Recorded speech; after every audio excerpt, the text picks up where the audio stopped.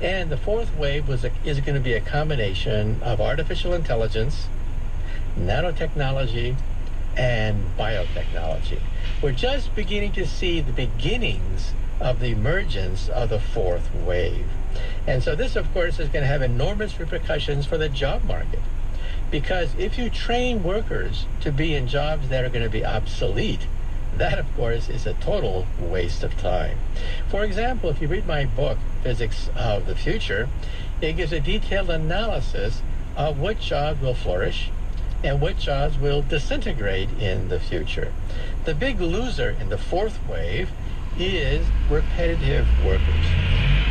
Manual workers that do the same thing over and over again. Because computers are adding machines. That's what they do well. Repetitive work over and over again. However, robots and computers have a weakness, several weaknesses, and that's where the jobs of the future are going to be. For example, pattern recognition, understanding patterns. Robots are very bad at that. Robots today have the intelligence of a cockroach, in fact, in terms of their pattern recognition capability, which means that gardeners, which means that construction workers, police, sanitation workers, semi-skilled, non-repetitive work will flourish in the future because robots cannot pick up garbage. They cannot recognize each piece of garbage. Robots do not understand crime and how to find the culprit.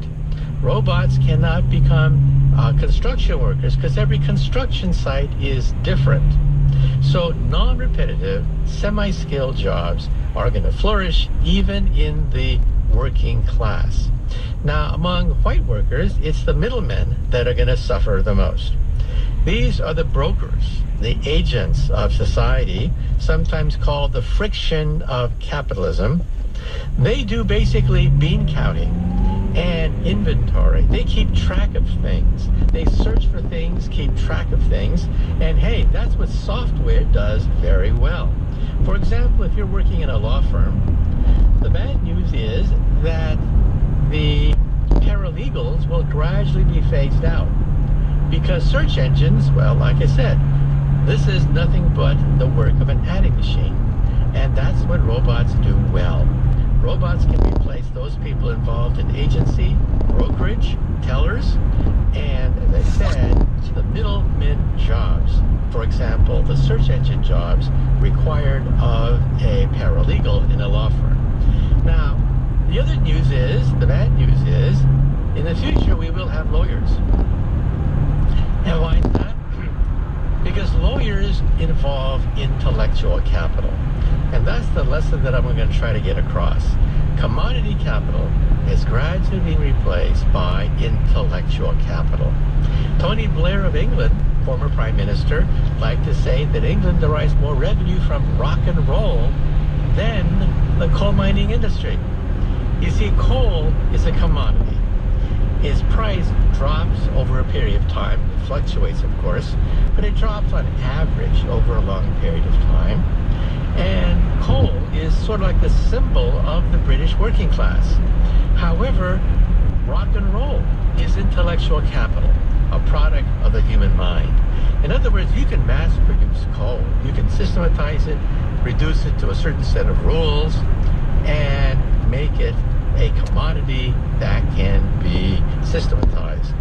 However, rock and roll cannot be systematized. There's no equation to create the next big rock and roll hit. You can copy other hits, of course, but to create the next big hit, well, that requires a human being. And so you're not going to see that happening anytime soon.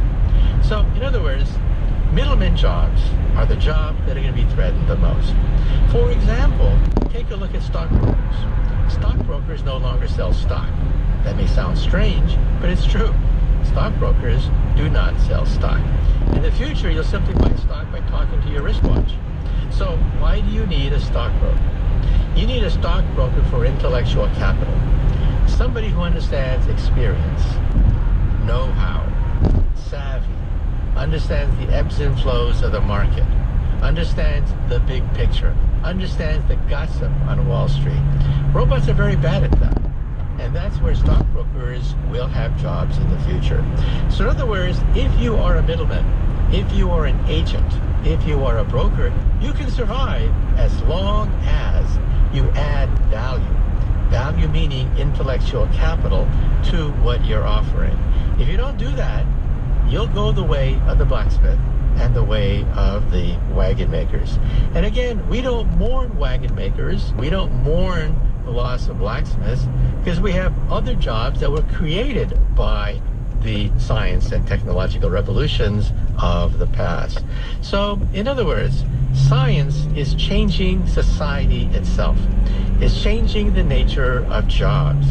It's changing the nature of capitalism as industrial capital, as commodity capital become less and less important compared to intellectual capital. And again, that's why education is so important, because we want to retrain workers. Now, then the other question is, how does that then deal with the election that we just had? Well, as I said before, Donald Trump was riding on a tidal wave that many people missed, a tidal wave of the fact that many people have been left out of the third great revolution. In fact, they've been marginalized by the third great revolution, the revolution of high technology. And then the question is, what do we do about it? Well, we cannot go back to industrial unionism. We cannot turn the hands of the clock back. However, we can make it easier for white workers to withstand the ebbs and flows of capitalism. First of all, we can make sure that they have unemployment compensation and they are retrained. They just don't get a paycheck in the mail.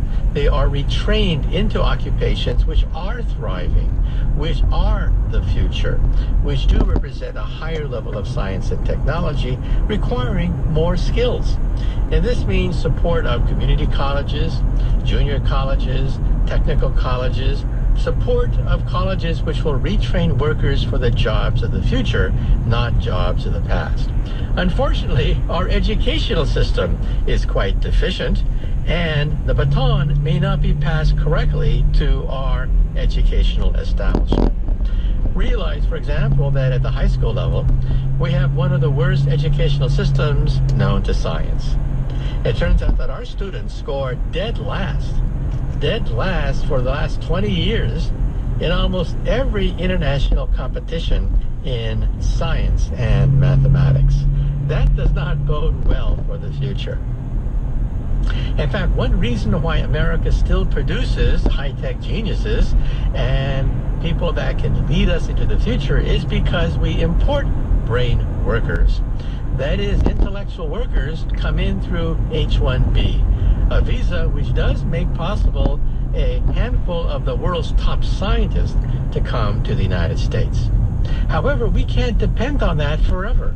50% of Silicon Valley, for example, is foreign-born. That's right, 50% is foreign-born. Nationwide, 50% of our physicists, our PhD physicists, are foreign-born. At my university, the City University of New York, almost 100% of our graduate students in physics are foreign-born. We cannot rely on this forever.